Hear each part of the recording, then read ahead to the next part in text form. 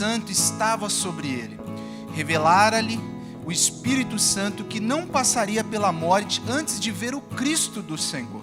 Movido pelo Espírito Santo, foi ao templo, e quando os pais trouxeram o menino Jesus para fazerem com ele o que a lei ordenava, Simeão o tomou nos braços e louvou a Deus, dizendo: agora, Senhor, pode despedir em paz o teu servo, segundo a tua palavra, porque os meus olhos já viram a tua salvação, a qual preparastes diante de todos os povos, luz para a revelação aos gentios e para a glória do teu povo de Israel.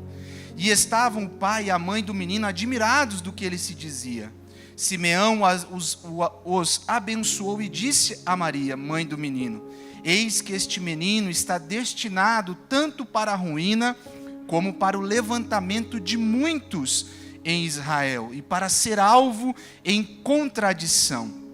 Também uma espada transpassará a tua própria alma, para que se manifestem os pensamentos de muitos corações. Havia uma profetisa chamada Ana, filha de Fanuel, da tribo de Asser, avançada em dias, que vivera com seu marido 7 anos, desde que se casara, e que era viúva de 84 anos. Esta não deixava o templo, mas adorava noite e dia em jejuns e orações.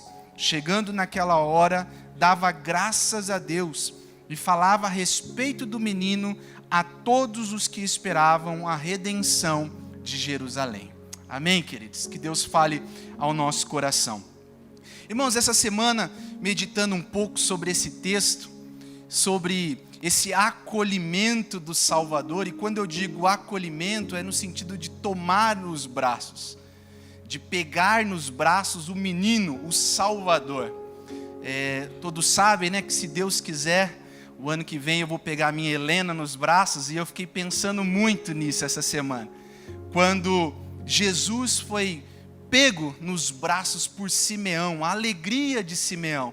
Ele não ficou preocupado com passar álcool em gel nas mãos, ele não ficou muito preocupado com essas coisas. Ele, quando viu Jesus, ele pegou nos braços e contemplou a salvação. Mas eu meditando essa semana nesse texto, algumas pessoas, alguns irmãos conhecem, tem um pastor que tem um canal no YouTube chamado 2 Dedos de Teologia, pastor Iago Martins, e ele lançou uma música que encaixou como introdução desse sermão. É uma poesia, e eu gostaria de ler essa poesia para nós iniciarmos. Diz assim: Deus nasceu, o eterno teve início, o impassível chorou, o rico empobreceu.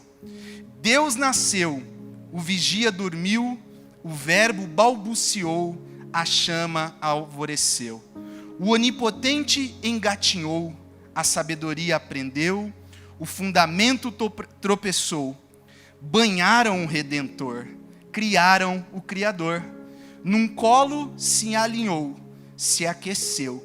Sua voz que trovejou, mudou e destoou. Foi jovem o meu Senhor. Deus cresceu. Adolescente que era Deus, a voz do trovão desafinou. Paciente esperou.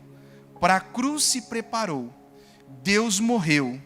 Reviveu. O firmamento aqui pisou. A soberania obedeceu. Um útero o gestou. O Natal nos salvou. Bonito, né? Quando a gente pensa dessa forma, que banharam o Redentor, criaram o Criador. É lindo demais. E é exatamente nesse texto que nós vemos. Capítulo 2 inicia com o nascimento de Cristo. Lucas, ele é bem específico ao narrar essa história. Em uma noite como outra qualquer, em uma aldeia obscura de Israel, despercebido pelo mundo, uma criança nasceu. Mas enquanto o seu nascimento foi como de qualquer outra criança, a criança era diferente de qualquer outra criança que já nasceu, seja antes ou depois. Essa criança era o Filho de Deus. Em seu nascimento, Deus entrou no mundo. uma criança, como uma criança, o Criador do universo se tornou homem. O eterno Verbo se fez carne e habitou entre nós. E agora, o texto que nós lemos, o Cântico de Simeão, é o quinto e último cântico de Natal narrado por Lucas. Nós vemos aí o primeiro cântico, é o Cântico de Isabel, no capítulo 1, versículo 42. O segundo cântico é o Cântico de Maria, no capítulo 1, versículo 46.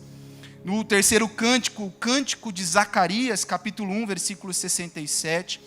O quarto cântico é o Cântico dos Anjos, no capítulo 2, verso 13. E agora, o Cântico de Simeão, louvando a Deus pela salvação que os seus olhos viram.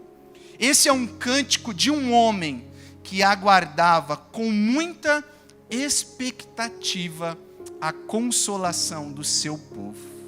E baseado nisso, eu gostaria de falar sobre em que se fundamentava a expectativa de Simeão e de Ana, que nós vemos aqui no texto. Nós vemos que Lucas deixa claro que eram pessoas já de idade avançada e que aguardavam o Redentor, aguardavam o Messias. Alguns comentaristas dizem que era um povo de judeus, um povo que buscava o Senhor e que se reservava na expectativa de ver o Redentor. E nós vemos que o texto deixa claro que a Simeão foi deixada uma promessa, que ele não morreria enquanto não visse o Salvador do mundo. E diante de toda essa expectativa, no que estava fundamentada a expectativa de Simeão e Ana? Em primeiro lugar, irmãos, a expectativa deles se baseava na esperança da salvação. Versículo 25 diz: havia em Jerusalém um homem chamado Simeão, homem este justo e piedoso, que esperava a consolação de Israel. E o Espírito Santo estava sobre ele. Esse esperar aqui é esperança. Ele tinha essa expectativa, essa esperança do Salvador. Ainda mais porque Deus lhe fizera uma promessa. Ele aguardava. A Bíblia deixa claro que ele era um homem justo e um homem piedoso. Ou seja, um homem que guardava a lei. Um judeu que cumpria os mandamentos. Mas mais do que isso, ele era alguém que cria nas profecias ditas pelos profetas. Imagino eu que ele cria naquela profecia de Isaías capítulo 40, que diz: consolai, consolai o meu povo, diz o vosso Deus. Falai ao coração de Jerusalém, bradai-lhe que já é fim do tempo da sua milícia, que a sua iniquidade está perdoada, que já recebeu o dobro das mãos do Senhor por todos os seus pecados. Vós do que clama no deserto, preparai o caminho do Senhor, endireitai o ermo, a vereda ao nosso Deus.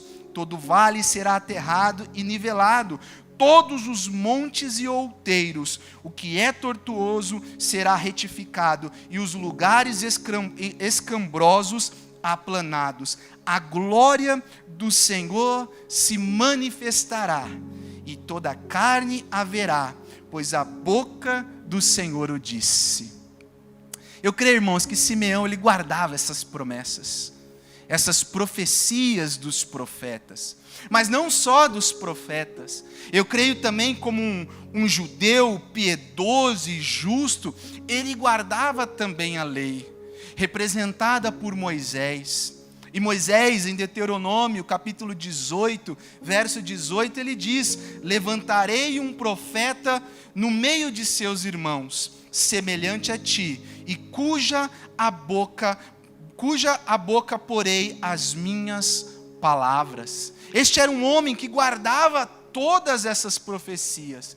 Mas mais do que isso, por ser um judeu piedoso, um judeu justo, que guardava a lei, que acreditava e cria nas profecias dos profetas, eu creio também que ele se lembrava dos cânticos do Salmo, como o Salmo 110 que diz: disse o Senhor ao meu Senhor, assenta-te à minha direita, até que eu ponha os teus inimigos debaixo dos teus pés.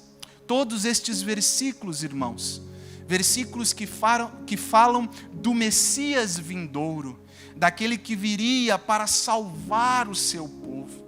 Este homem guardava muito em seu coração essas palavras, mas muito antes dos profetas, ou da lei de Moisés, ou dos cânticos sobre o Messias, Deus já havia deixado essa promessa no jardim do Éden aos nossos primeiros pais.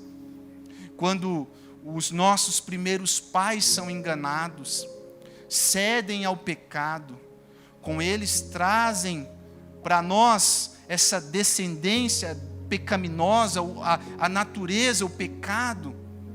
Deus não deixa eles sem uma promessa. No capítulo 3, que é considerado como proto-evangelho, no versículo 15, o Senhor diz: porém inimizade entre ti e a mulher, entre a tua descendência e o seu descendente. Este te ferirá a cabeça e tu lhe ferirá o calcanhar. Este era um homem que tinha essa expectativa na esperança da salvação. Ele cria na promessa de Deus, anunciada pelos profetas, anunciada pela lei, cantada nos salmos, mas mais do que isso, dita pelo próprio Deus. Ele era um homem que, como a Bíblia diz, esperava a consolação de Israel. E o Espírito Santo o revelou que ele não passaria da morte para a morte, pela morte, antes de ver o Cristo do Senhor, o Messias, o Salvador do mundo. A Bíblia não deixa muito claro quem era Simeão. Não nos fala se ele era alguém que trabalhava no templo como um levita, um sacerdote. Não nos dá muitas referências, mas deixa claro que ele era um homem de fé. Um homem que aguardava e que cria naquilo que Deus havia dito. Ele aguardava a consolação. E diz a Bíblia, e é interessante que o evangelista Lucas, já antes lá de Atos 2, como muitos às vezes pensam, o Espírito Santo apareceu só em Atos 2 lá. O Lucas, o evangelista, já deixa claro que ele foi movido pelo Espírito Santo para ir ao templo. É interessante que ele vai ao templo e certamente muitas outras crianças estavam ali para serem apresentadas. Quem sabe aquelas mães se cumprimentando: olha que bonito seu bebê, nossa, que roupinha bonita. Mas diz que quando esse homem chega, ele toma Jesus nos braços. Pela revelação de Deus, ele toma e contempla a esperança dele, ali aquilo que ele aguardava em seus braços.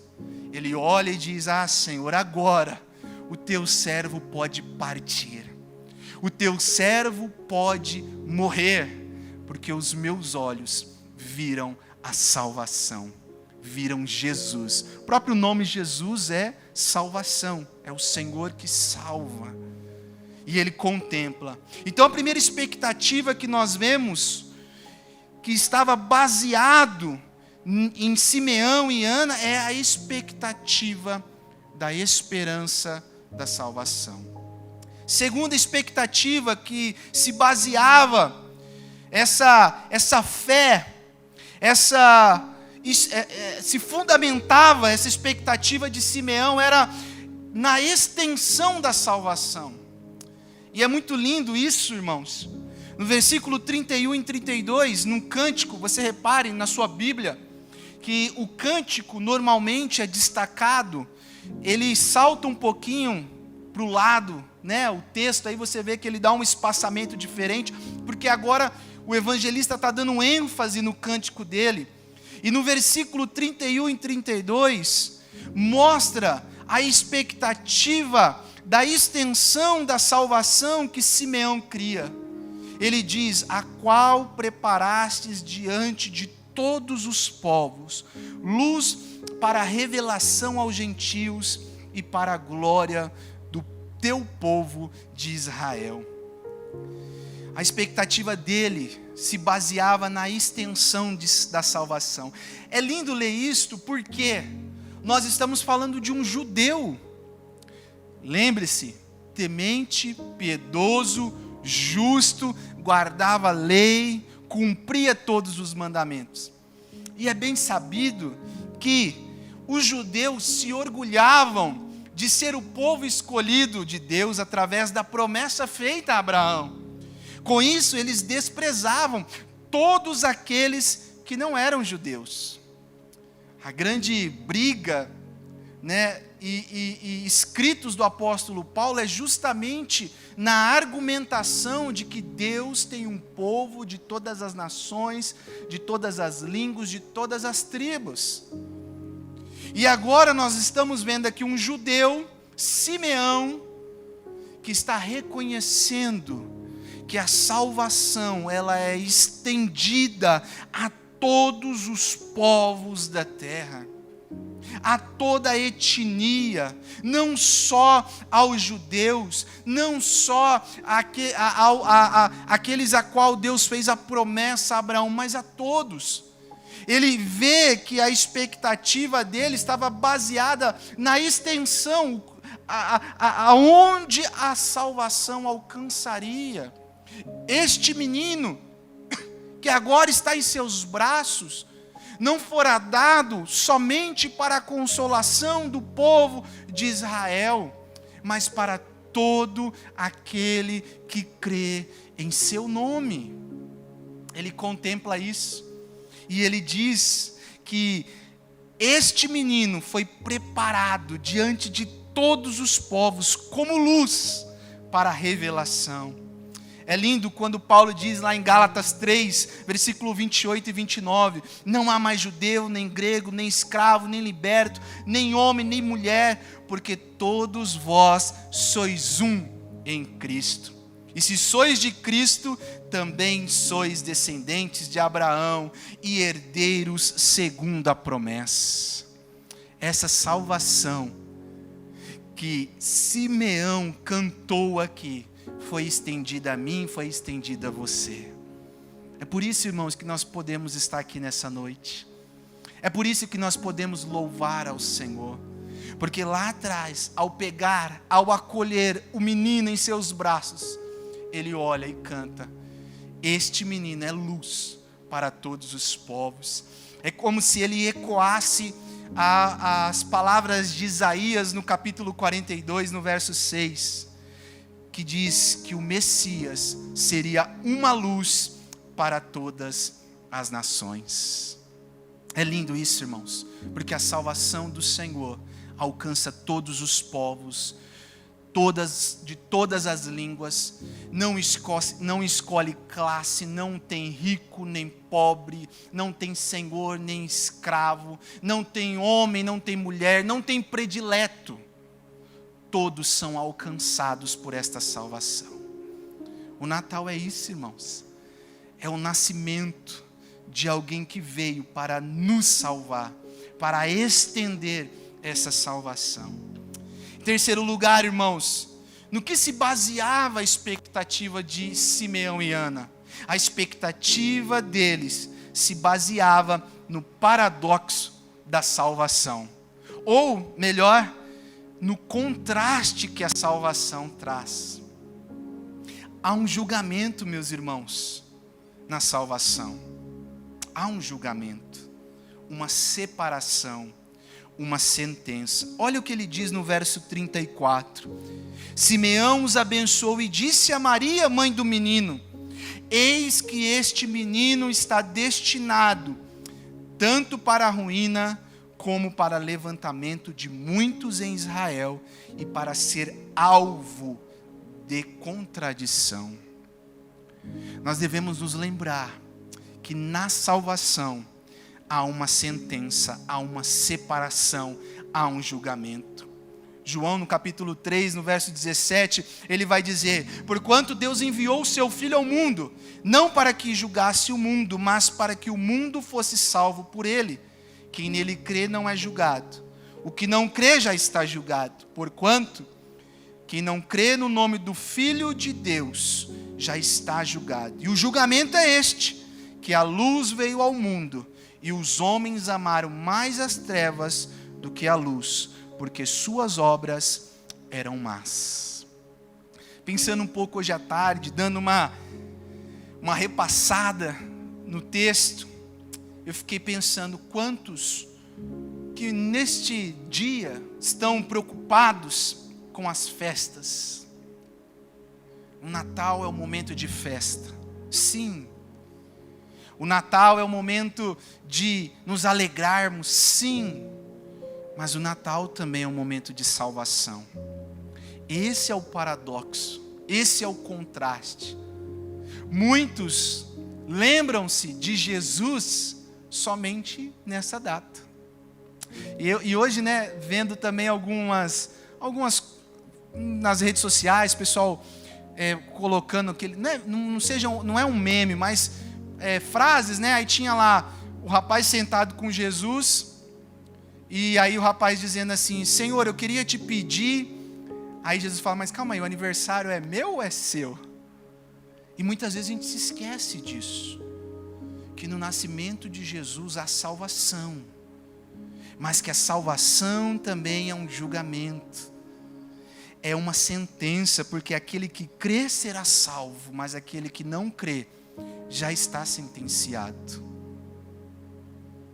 Pedro vai nos dizer na primeira carta dele, no capítulo 2, que Cristo é a pedra angular, que para aqueles que creem ela é preciosidade, mas para os descrentes ela é uma pedra de tropeço, uma rocha de ofensa. Essa é uma data também especial, para no momento em que estarmos com as nossas famílias, lembrarmos da salvação do Senhor. Lembrarmos que o nosso Senhor nasceu, mas com um propósito, com uma finalidade, que é o quarto ponto aí, a quarta expectativa que eu queria destacar, que estava baseado no coração de Simeão e de Ana, que é a expectativa no propósito da salvação. Verso 38 diz que, e chegando naquela hora, dava graças a Deus e falava a respeito do menino a todos os que esperavam a redenção de Jerusalém. Então nós vemos que a expectativa de Simeão e Ana se fundamentava primeiro na esperança da salvação, segundo, na extensão da salvação, terceiro, no paradoxo da salvação, e mais do que isso, no propósito da salvação. Qual é este propósito? Que é, Cristo nasceu, mas Ele nasceu para morrer. Cristo Jesus nos trouxe redenção. Esse é o propósito do Natal, esse é o propósito da salvação. Isaías 9 vai dizer: o povo que andava em trevas viu grande luz, e aos que viviam na região da morte resplandeceu-lhes a luz. O nascimento de Jesus é o propósito da nossa salvação, ou seja, da redenção. Cristo nos resgatou, nos libertou do império das trevas, como diz Paulo. Nós que outrora andávamos segundo o curso deste mundo, segundo os desejos da nossa carne, Cristo foi lá, nos pegou e nos transportou para o reino de luz. Esse é o propósito da salvação. Cristo nasceu para morrer pelo seu povo. Apocalipse 5, verso 9, diz: e entoavam um novo cântico, dizendo: digno és de tomar o livro e de abrir-lhes os selos, porque foste morto e com teu sangue comprastes para Deus os que procedem de toda tribo, língua, povo e nação, para que o nosso Deus os constituísse reino e sacerdote, e reinarão sobre a terra. Lembre-se que o nascimento de Cristo é a nossa redenção, é para a nossa salvação, é para que nós pudéssemos estar aqui, é para que nós pudéssemos estar hoje celebrando o seu nome. Simeão e Ana contemplaram no Natal a salvação de Deus ao seu povo. Dois senhores avançados de idade olharam para aquela criança e cantaram ao Senhor um cântico de vitória, um cântico de celebração. Viram que aquele menino seria luz para os povos. Nós hoje podemos celebrar isso também. Deus se fez homem e habitou entre nós. Morreu pelos nossos pecados e nos fez povo seu. O Natal é a família aumentando. Já parou para pensar? O Natal é a família aumentando. Não só a família de José e Maria, que ganharam Jesus, mas eu e você também. Pois no Natal fomos inseridos na família de Deus. João capítulo 1:12 diz: mas a todos quantos o receberam, deu-lhes o poder de serem feitos filhos de Deus, a saber, aos que creem no seu nome. Aqueles que acolhem o Salvador serão acolhidos por Ele na glória. Amém, meus queridos?